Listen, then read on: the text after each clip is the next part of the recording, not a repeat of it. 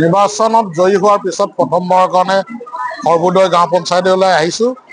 আমাৰ ভাৰতীয় জনতা পাৰ্টি আৰু অসম গণ পৰিষদৰ কাৰ্যকৰ্তাসকলে একেলগে সম্প্ৰীতি এসাঁজ নামৰ এটা অনুষ্ঠান পাতিছিল। এই অনুষ্ঠানত উপস্থিত থাকিলো, সঁচাকৈ গৌৰৱ অনুভৱ কৰিছো। ৰাইজৰ যি মৰম স্নেহ সহযোগিতা পাইছো, ই সঁচাকৈ অভূতপূৰ্ব। পৰম পিতা পৰমেশ্বৰৰ আশীৰ্বাদত এই মৰম পাবলৈ সক্ষম হৈছো।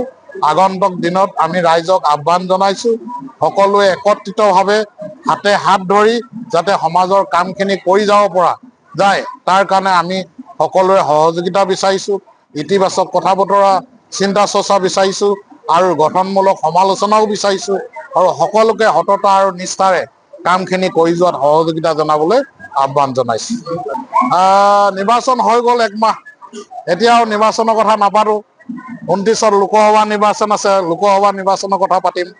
পৰম পিতা পৰমেশ্বৰৰ আশীৰ্বাদত ভাৰতীয় জনতা পাৰ্টি আৰু অসম গণ পৰিষদৰ কাৰ্যকৰ্তাসকলে তৃণমূল পৰ্যায়ত বহু কষ্ট কৰিছিল, বহু ত্যাগ কৰিছিল, দিন নিশা একাকাৰ কৰি আমাৰ কাৰ্যকৰ্তাসকলে কাম কৰিছিল।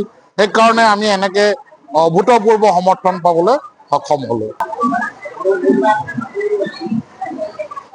মাননীয় প্ৰধানমন্ত্ৰী নৰেন্দ্ৰ মোদী ডাঙৰীয়াই 12 বছৰ অতিক্ৰম কৰিছে আৰু ভাৰতবৰ্ষৰ ৰাজনৈতিক ইতিহাসত এয়া এক সোণালী আখৰেৰে নাম লিখা থাকিব। নৰেন্দ্ৰ মোদী ডাঙৰীয়াই একেৰাহে 12 বছৰ প্ৰধানমন্ত্ৰীত্ব কাৰ্যকাল সম্পূৰ্ণ কৰি আগুৱাই গৈছে।